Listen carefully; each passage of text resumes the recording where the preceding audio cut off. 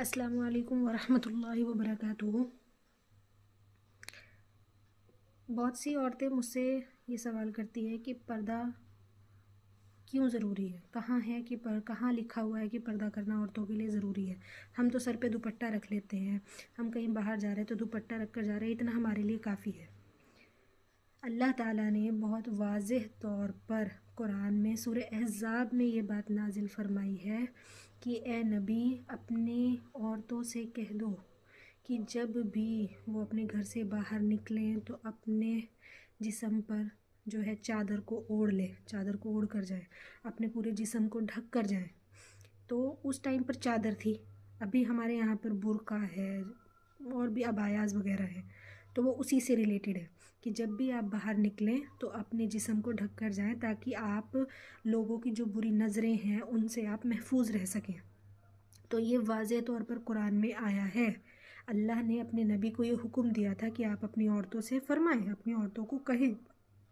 لیکن ہم اگر دیکھیں، پہلی بات تو ہمارے جو معاشرے کی عورتیں ہیں وہ بہت شرم محسوس کرتی ہیں اس چیز میں کہ اگر ہم پردہ کریں گے تو ہم اچھے نہیں دکھیں گے، اور پردہ ضروری نہیں ہے ان کے لیے۔ پردہ کیا ہے؟ صرف اپنے بالوں کو مطلب اپنے سر کو ڈھک لینا۔ لیکن پردہ جو ہے وہ اللہ تعالیٰ نے ہی پردے کی آیت نازل فرمائی، ہمارے نبی کو حکم دیا، اس کے بعد سے یہ چیز چلتی چلی آ رہی ہے۔ اب بہت سارے لوگ یہ کہتے ہیں کہ ارے ہم نے تو شروع سے پردہ نہیں کیا، اب ہم کیسے شروع کر دیں پردہ کرنا، ہمیں شرم آتی ہے، یا پھر ہم ایک دم سے کیسے شروع کر دیں، یا پھر اگر ہم عمرے پہ جائیں گے، حج پہ جائیں گے، اس کے بعد ہم جو ہے پردہ کرنا شروع کریں گے۔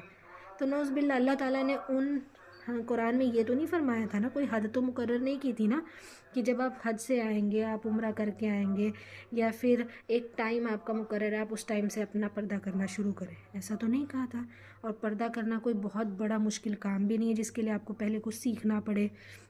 پردہ کرنا ہے، اپنے جسم کو ڈھانکنا ہے، اور یہ چیز ہم عورتوں کے ہی حق میں اللہ تعالیٰ نے فرمائی ہے، کیونکہ جو ہم عورتیں ہیں نا وہ ایک اٹریکشن کا ذریعہ ہوتی ہیں، رائٹ؟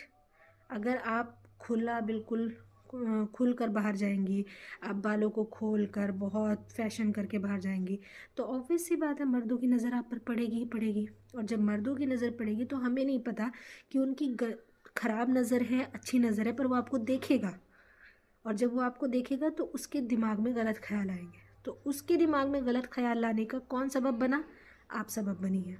اور پھر آپ کہتے ہیں کہ عورتوں کے ساتھ غلط چیزیں ہو رہی ہیں، غلط جو ہے نعوذ باللہ کہیں ریپ ہو رہے ہیں، کہیں کچھ ہو رہے ہیں، تو وہ ہمارے خود کی وجہ سے ہے۔ جب اللہ نے، اسلام نے ہمیں پروٹیکٹ کرنے کے لیے اتنی بڑی چیز بتائی ہے تو ہم اس چیز کو فالو کیوں نہیں کرتے؟